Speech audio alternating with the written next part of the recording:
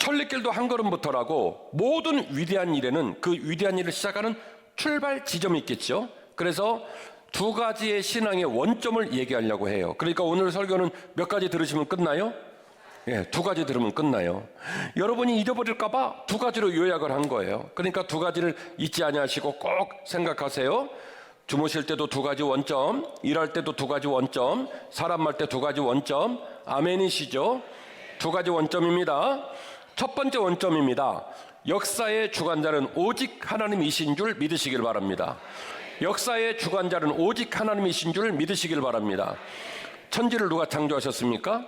하나님 창조하셨습니다. 오직 우주와 지구와 나라와 민족과 우리의 삶을 다 아시는 분은 누구밖에 없습니까? 하나님 한 분이십니다. 왜요? 그분이 우리를 창조하셨기 때문에. 우리가 창조한 게 아니기 때문에. 창세기 1장에서 2절은 그걸 말합니다. 하나님께서 우리 모두를 만드시고 보시기에 좋았더라. 근데 보시기 좋았던 아담과 하와가 범죄했죠. 하나님이 아담아 네가 어디에 있느냐 쫓아다니면서 다시 아담과 하와를 찾으셨습니다. 하나님은요 끝까지 우리를 찾아오시는 줄 믿으시기를 바랍니다. 역대상 29장 11절 말씀인데요. 여호와여 위대하심과 권능과 영광과 승리와 위엄이 다 누구에게 속했다고요? 주께 속하여 싸우니. 천지에 있는 것이 다 누구의 것이라고요? 주님의 것입니다. 여호와여 주권도 누구에게 속했다고요? 주께 속하여 싸우니. 주는 높으사 만물의 뭐가 되신다고요?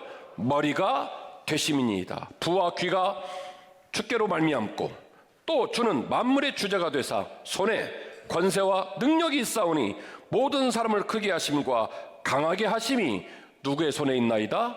주의 손에 있나이다. 다윗이 하나님의 성전을 지어 바치기 위해서 모든 제물을 준비하고 예물을 준비하고 나서 드린 기도예요. 다윗이 성전을 왜 지어 바치고 싶어 했을까? 다윗이 왜 성전을 위하여 예물을 드리고 싶어 했을까? 다윗은 고백하는 거예요. 내 인생도 민족의 인생도 나라와 권세도 모든 것이 누구의 손에 있습니까? 하나님의 손에 있습니다. 주의 손에 있습니다. 그래서 이 성전을 짓고 이 성전에 임하셔서 이 나라 이 백성 모든 사람의 삶의 생사화복을 주관하시고 인도하여 주옵소서. 그 모든 주권이 우리에게 있지 않고 누구에게 있나이다? 주께 있나이다. 이 사실을 누가 고백하냐면 다윗이 고백한 거예요. 여러분 이런 고백을 하는 사람은 어떻게 사는 줄 아십니까? 제가 여러 번 말씀드렸잖아요. 야고보서에서 뭐라고 말합니까? 살다가 즐겁고 행복한 일 생기면 하나님께 찬양 올리고 살다가 눈물 나고 힘든 일 생기면 주께 기도하라. 제 표현으로 플러스도 아멘, 마이너스도 아멘. 그렇죠? 다윗이 어떻게 살았어요? 그가 즐겁고 행복한 일이 벌어질 때 하나님께 아멘, 고난한다고 힘들 때 또 하나님께 아멘. 어떻게 이럴 수 있느냐? 바로 이 고백이에요. 이 세상의 모든 주권이 오직 누구에게 있나이다? 살아계신 하나님께 있나이다. 이것이 기독교 신앙의 첫 번째 원점이에요. 모든 역사의 주권자, 모든 역사의 주권은 누구에 있습니까? 하늘에 계신 하나님께 있습니다. 골로새서 1장 15절 그는 보이지 아니하신 하나님의 형상이요 모든 피조물보다 먼저 나신 이시니 만물이 그에게서 창조되되 하늘과 땅에서 보이는 것들과 보이지 않는 것들과 혹은 왕권들이나 주권들이나 통치자들이나 권세들이나 만물이 다 그로 말미암았고 그를 위하여 창조되었고 또한 그가 만물보다 어떻게 계셨다고요? 먼저 계시고 만물은 반대로 어떻게 해요? 그분의 안에 섰느니라. 엄청난 얘기입니다. 모든 만물보다 누가 먼저 계셔요? 누가 먼저 계세요? 하나님이 계시고, 그러니 반대로 모든 만물은 사람, 나라, 민족, 역사, 지구, 우주 모든 만물은 반대로 누구 안에 있습니까? 반대로 하나님 안에 있는 거예요. 이게 순서예요. 모든 만물보다 먼저 되신 이가 누구시냐면 하나님이시고, 만물은 반대로 어디에 들어있어요? 먼저 되신 하나님 안에 들어있다라고 골로새서는 우리에게 들려주고 있습니다. 우리는 하나님의 뜻을 구하며 하나님의 뜻을 이루기 위하여 말하고 듣고 행동하고 나아갑니다. 그러나 항상 그럼에도 잊지 말아야 될 것은 우리의 열정과 판단이 하나님의 주권, 하나님의 시간, 하나님의 이루심을 앞서가서는 안 된다는 걸 꼭 기억하셔야 돼요. 말로는 하나님의 주권이 하나님께 있습니다. 우리는 이 세상을 알 수 없습니다. 제가 생각하는 것은 하나님의 생각과 다를 수 있습니다. 말로는 그렇게 예배당에서 고백을 하지만 저 문을 열고 나가면 밥 먹으면서 커피 마시면서 수많은 삶의 자리에 내가 주인 노릇하고, 내가 판단하고, 내가 정죄하고, 내가 길을 내고, 내가 답을 알고 있고, 여러분 우리가 그렇게 살고 있지 않습니까? 세상 사람이 그러고 사는 건 당연한 일이에요. 그분들은 섬기는 신이 없습니다. 그분들은요, 자신의 신념을 쫓아 사는 사람이지 자신의 삶을 누구에게 위탁한 사람들이 아닙니다. 그러나 우리는 살아계신 하나님을 믿고 그분을 섬기는 그분의 백성입니다. 그분의 백성은 당연히 그분에게 시선을 두고 그분에게 마음을 두고 그분이 이끌어가는 삶을 따라 살아갈 때 하나님의 창조 원리와 하나님의 지혜를 따라 저와 여러분의 삶이 행복한 삶, 의미 있는 삶, 영광 돌리는 삶으로 쓰임받게 되는 줄 믿으시기를 바랍니다. 따라서 믿음의 사람은요, 절대로 하나님 앞에 설 때 우리의 열정과 우리의 판단이 하나님의 주권을 앞서가지 않는지 생각해 봐야 돼요. 그러므로 하나님의 시간에 귀를 기울여야 돼요. 내 시간이 있고 하나님의 시간이 있습니다. 내 계획이 있고 하나님 계획이 있습니다. 그리고 하나님이 이루실 거라는 것을 기대하고 그 하나님의 이루심을 절대로 앞서 나가서는 안 된다는 거예요. 그러므로 이 중요한 성찰과 깨달음에서 우리는요, 멈춤을 배우고 경청을 배우고 주권 이양을 통한 기다림을 배워야 할 줄로 믿습니다. 멈춤을 배우고 경청을 배우고 주권 이양을 통한 기다림을 배워야 할 줄로 믿습니다. 부탁드립니다. 멈추시기를 바랍니다. 여러분의 생각도 여러분의 말도 좀 멈추셨으면 좋겠어요. 너무나 쉽게 생각하고 너무나 쉽게 말하고 너무나 쉽게 결론을 짓고 있는 우리들의 모습이 좀 멈춰섰으면 좋겠어요. 6.25 동란 같은 끔찍한 전쟁을 치르고 그리고 다시 일어난 국가는 대한민국 말고는 없습니다. 6.25 동란 이후에 우리나라가 어떻게 일어났느냐 여러 가지 말들을 할 수 있겠습니다마는 오늘 제 설교의 말미에 우리 가문과 제가 생각하는 6.25 동란을 딛고 일어섰던 원동력을 말미에 소개하려고 합니다. 뭘로 일어설 수 있었을까를 설교 말미에 소개를 하려고 합니다. 잘 아시는 바와 같이 한국이 6.25 동란 기간 동안에 수많은 기독교인들이 예수 그리스도의 제자가 됐다는 이유로 죽창에 찔리고 장도에 목이 베어 죽었습니다. 그 이야기를 전해 들은 서구의 믿음의 벗들이 영국에서, 프랑스에서, 미국에서 수많은 원조물자를 보냈습니다. 의료, 교육, 그리고 식자재, 그리고 의복에 이르기까지 거의 톤 단위로 배에 실어서 한국에 보내서 한국의 얼굴도 모르고 이름도 모르는 사람들을 섬겼습니다. 한국은 어떤 사람들인가요?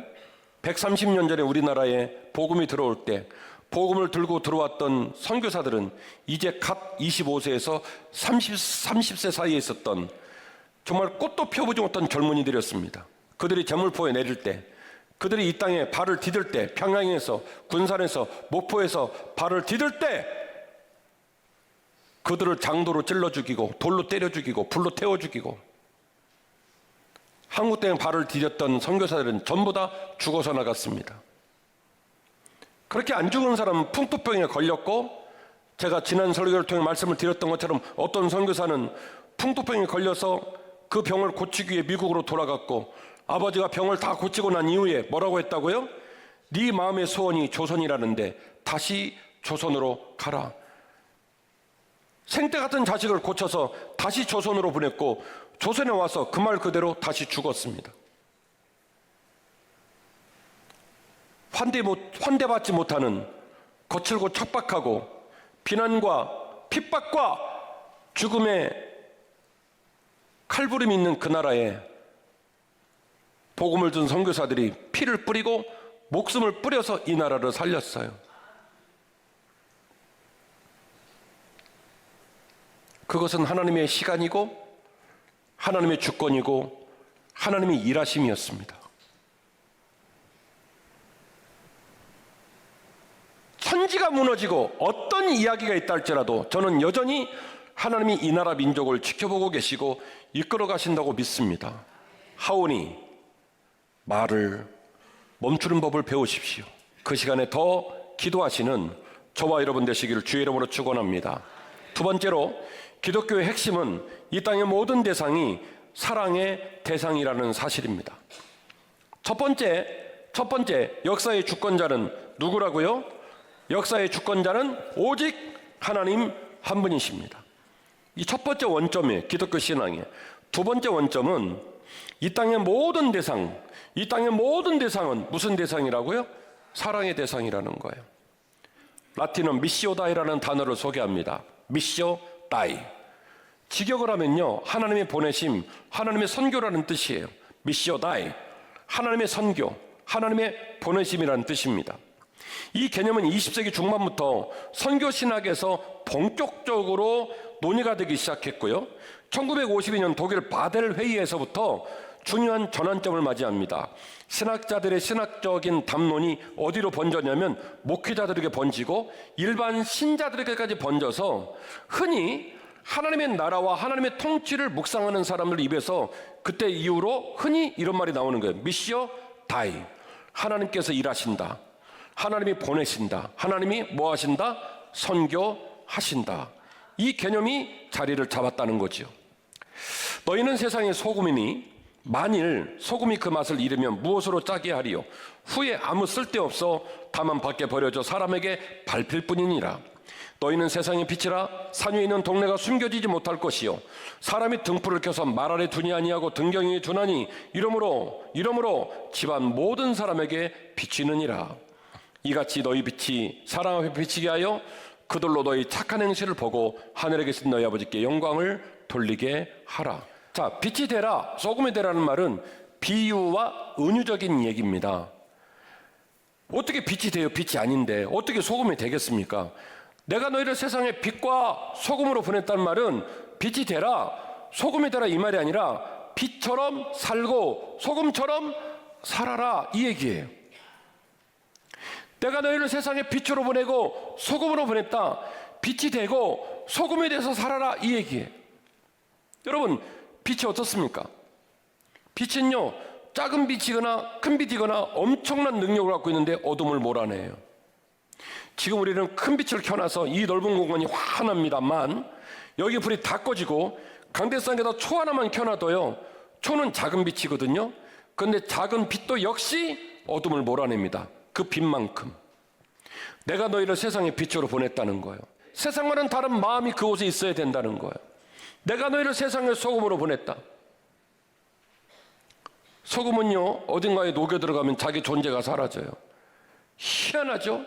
티스푼으로 한 스푼만 딱 넣어도요, 소금이 딱 들어가면 국맛이 달라져요. 소금 들어가면 표가 나요. 냉장고가 없어도 소금에다가 굴비를 쫙 넣으면 그 굴비가 보리굴비로 이름이 바뀌잖아요. 안 상해요. 너들 있는 곳에 부패를 막고 너들 있는 곳에 맛을 내는 일이 일어나기를 원한다. 이는 주님의 말씀이에요. 하나님은 이 세상을 당신의 생명처럼 사랑하셨어요. 그래서 주 예수 그리스도를 보내셨고 그 주 예수 그리스도께서 이 땅 모든 민족을 목숨을 내놓기까지 사랑하셨기에 저와 여러분이 그분의 아들과 딸이 된 겁니다. 기독교인에게 눈앞에 보이는 모든 민족은 오직 무슨 대상이냐면 사랑의 대상일 뿐이에요. 입만 열면 사랑 노래를 부르며 여러분은 과연 누구를 사랑하시겠습니까? 여러분은 과연 지금 누구를 사랑하고 계십니까? 15절, 사람이 등불을 켜서 말 아래 두지 아니하고 등경 위에 두나니 이러므로 뭐라고요? 집안 누구요? 집안 모든 사람에게 비치느니라. 빛이 있는 그 장소에 있는 모든 사람을 특정하지 않고 그 모든 이들에게 뭐가 되는 거예요? 빛이 되는 거예요. 오늘 말씀을 듣고 있는 여러분들에게 빛이 되는 거고, 여러분이 세상에 나가면 여러분이 있는 송파구가 빛이 되는 거예요. 기독교의 사랑은 대상을 가리지 않습니다. 사랑이 가장 위대한 힘이거든요. 총과 칼도 할 수 없는 일을 누가 합니까? 사랑이 하거든요. 이같이 너희 빛이 사람 앞에 비치게 하여 그들로 너희 착한 행실을 보고 하늘에 계신 너희 아버지께 영광을 돌리게 하라. 내가 너희를 세상의 빛으로 보내고 내가 너희를 소금으로 보냈다. 이 말은 철학 같은 시적인 얘기가 아니에요. 그렇게 거짓부렁할까 봐 주님은 끝에다가 그 은유적인 얘기, 그 비유적인 얘기의 구체적인 결과물을 특정해 버렸습니다. 그 특정이 뭡니까? 이와 같이 뭐예요? 빛이 뭐냐? 소금이 뭐냐? 그게 뭐냐면 이와 같이 너희 뭘로요? 너희의 착한 행실로 하늘에 계신 너희 아버지께 영광을 돌리게 하라. 마음가짐이 착하고 손길이 착하고 발끝이 착하고 태도가 착하고 그 착함이 저와 여러분에게 회복되기를 원합니다. 그 착함으로 일하고 그 착함으로 살리시기를 주의 이름으로 축원합니다. 제가 알기로 이 세상 사람은요, 아무도 매질을 당하고 마음을 바꾸는 사람은 없어요. 제가 알기로는. 저 쌍팔년도에는 매질을 당하면 마음을 바꿨을지 몰라도 제가 알고 있는 지금 우리나라에 사는 시민은요, 매질을 당하고 마음을 바꾸는 사람은 없습니다. 돈으로 굴복당하는 것 같지만 목구멍이 포도청이라 그 돈값 가운데 굴복당하는 것처럼 할 뿐인 거지 돈으로 사람을 굴복시킬 수 없습니다. 속은 다 있어요. 진짜 사람을 변화시키는 건 칼과 총과 돈보다 권력보다 강한 위대한 하나님의 사랑입니다. 기독교인들 앞에 있는 모든 시민은 오직 무슨 대상입니까? 사랑의 대상이에요. 사랑이 가장 위대한 힘이요, 사랑은 말이 있지 않고 삶의 행위와 열매에 있다는 것을 여러분 꼭 기억해 주시기를 바랍니다. 기독교의 핵심은요, 기독교 신앙을 가진 사람 눈앞에 있는 민족은요, 오직 사랑의 대상일 뿐이에요. 내 마음이 옹졸하고 내가 부족해서 사랑을 하되 과연 얼마나 할 수 있을까, 이게 염려일 뿐인 거지 방향은 정확해요. 무슨 대상입니까? 사랑의 대상이에요. 미시오 다이. 하나님이 보내셨거든요. 하나님이 지금도 일하시거든요. 하나님이 지금도 선교하시거든요. 미시오 다이.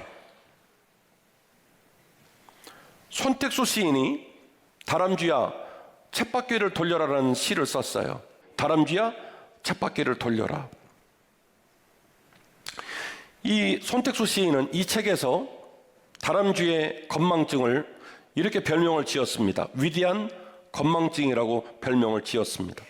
잘 아시는 바와 같이 다람쥐가 가을이 되면요, 겨울을 나려고 도토리를 엄청 열심히 주워요. 그래서 그때 보면 되게 웃기잖아요. 그 조그마한 다람쥐가 여기다가 본 적 없어요? 여기다가 도토리를 물어가지고 이렇게 생겼잖아요. 그 욕심꾸러기 다람쥐가 이렇게 도토리를 물어가지고 그래가지고 막 땅을 파고 겨우내 먹으려고 얘를 잘 묻어놔요. 여기도 묻어놓고 저기도 묻어놓고 다닌단 말이에요.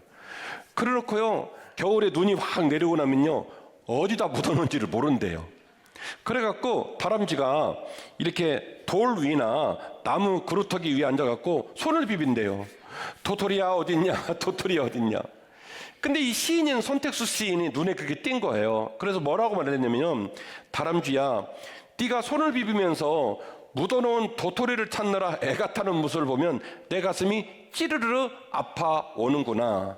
그러나 네가 부지런히 모은 도토리를 땅에다가 여기저기 묻음으로 말미암아 상수리 나무가 올라오고 그 상수리 나무가 군락지를 이루어 지금도 산을 울창하게 섬기고 있고, 그 군락지에서 또 다른 도토리가 떨어져서 네 친구들이 먹고 사니 네가 도토리 찾느라 손을 비비고 힘들어하는 모습이 내 가슴을 찌르르 하게 하지만 너의 건망증은 위대한 건망증이더구나 라는 얘기를 손택수 시인이 다람쥐야 쳇바퀴를 돌려라는 시에서 이야기를 했어요.